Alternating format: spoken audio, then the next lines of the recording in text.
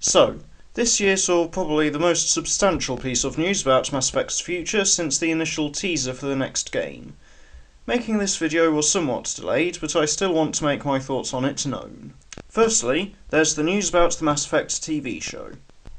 I've been turning this idea over in my head since I first heard about it, and I still feel that not only is the decision to set it after the trilogy a mistake, but that it also goes against the central reason they stated for wanting to make stories separate from it, of not wanting to step on the toes of the trilogy, since that's sort of unavoidable in this context. Although the endings only have a very small number of changes based on the cutscenes, based on the actual context, they do provide radically different status quos for story sets afterwards to start at, so they would immediately need to commit to one. Unlike with Andromeda, which felt like one of the main reasons behind the choice to even set the game there was just to run away from the necessity back when it was more fresh in people's minds. Not that the endings have been forgotten about by the fanbase, given how often I've seen fans discuss and argue which ending should be the correct one. I'm also not saying that this is an inherently bad decision, as the next game itself will likely need to commit to a single ending too. It's just that a game has more leeway to account for such variants, whereas other types of media can't. I don't even disagree with what seems to be the decision to choose the Destroy ending, since that's the one ending that I feel is thematically conclusive. And before anyone mentions the impact on the Geth, BioWare themselves seem to have 3 examples at least among the N7 Day teasers suggesting that they're going to retcon that part of the ending.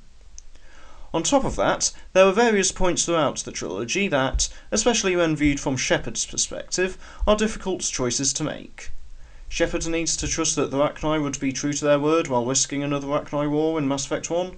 The genophage gets a lot more complicated of an issue when Rex isn't around, and in scenarios where the Geth and Quarians achieve peace, it's because of who Shepard is as a person that makes it possible, rather than because they intentionally go into every related event with that specific encounter in mind. Same with the Collect base in Mass Effect 2, and whether Shepard can get all their squad mates through that fire, or whether they end up standing over memorials to those lost. This ending is no different.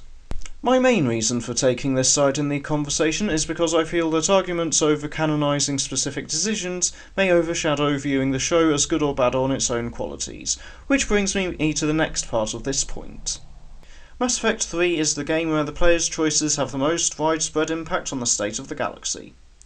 In Mass Effect 1 and 2, as previous stories in the universe have shown, the impact of their decisions are able to be sidestepped to varying degrees, such as not emphasising the position that Anderson took after Mass Effect 1 in detail, or it simply being a case that the impact of the decision not having an immediate widespread consequence, such as with the Rachni in Mass Effect 1, or the advancement of the Geth-Quarian situation by Mass Effect 2, or simply personal to Shepard in regards to the fates of squad mates.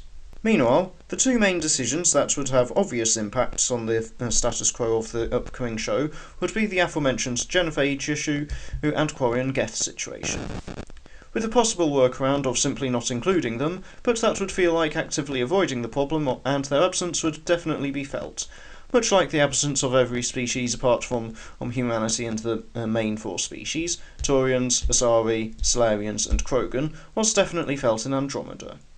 Not only that, but the state of the galaxy would still be wildly different and possibly unrecognisable compared to the start of the trilogy, even if there weren't any choice-making aspects in the trilogy. The Citadel would either be in ruins or above Earth, mass relays in the form we know them would be destroyed, entire planets devastated, etc. Now, they're most likely going to use the statistics for choices that are made gathered from Mass Effect Legendary Edition that they partially released to influence the show and game, which, again, I don't have issue with. However, the show could have avoided this entirely if it simply set itself between the games or before the entire trilogy. There's a 30-ish year time span involving humanity that they could have used. Surely they could have thought of something interesting to happen in that era. This isn't to say that the time frame that they're going for doesn't have the potential for this, or as it could be based around tying into the next game and intended to release its first season in the lead up to it, as a way of establishing the status quo as it stands at the start of said game, since anywhere between decades or to centuries could have passed, since the only indicator of time we have is that Liara will still be present. although depending on how much variability there can be in the world state of the next game, then hopefully we'll at least be able to choose decisions from the trilogy we made with the Legendary Edition save files. Meanwhile, for the teaser for the next game itself, we got an image of a Krogan army. For this, I'm hoping that it's more metaphorical for what the story is going to be based around, instead of the face value interpretation of it being an insight into the events surrounding the Krogan themselves at this point, as although it's in line with their previous characterization, I feel that a lot of the irrelevant content in Mass Effect 3 was setting up that, at least when done in the right way, the Krogan were capable of changing for the better. Since we only have one side of this battle though, I feel that the outcome could end up being either literal, with the Krogan going to war against each other, or metaphorical with the state of the galaxy, based on how little we still know about the game. Half a decade later. Also, can we please stop theorising that Cerberus will be the villains controlling everything from behind the scenes? Almost all Cerberus characters in the Milky Way were accounted for by the end of the trilogy, and had either defected, gotten captured by the Alliance, ended up indoctrinated and dead, or, well... You'll miss me.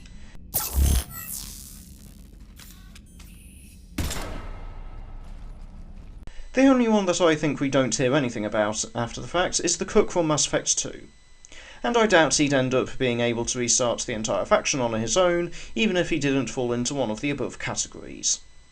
On top of that, the role Cerberus played is rather neatly tied up within the trilogy itself, and they don't really need to return in name, with their references and appearances in Mass Effect Andromeda simply being Easter egg-based side quests, and, at least as far as I can remember, were all ex-Cerberus by the point they joined those moving to a new galaxy.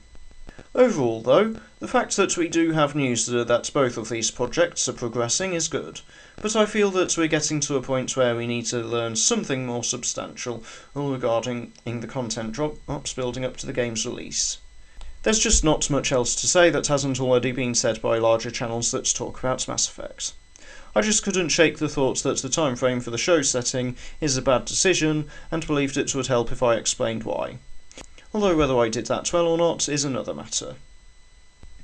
If you want to hear more of my thoughts on the ending, I made a video overviewing the endings with a side of theories about 2 years ago, which also seems to be the most popular Mass Effect video on this channel at time of recording, so I must have done something right there. Alternatively, check out my last Mass Effect video about the series' aesthetics. Don't forget to subscribe, and thanks for watching.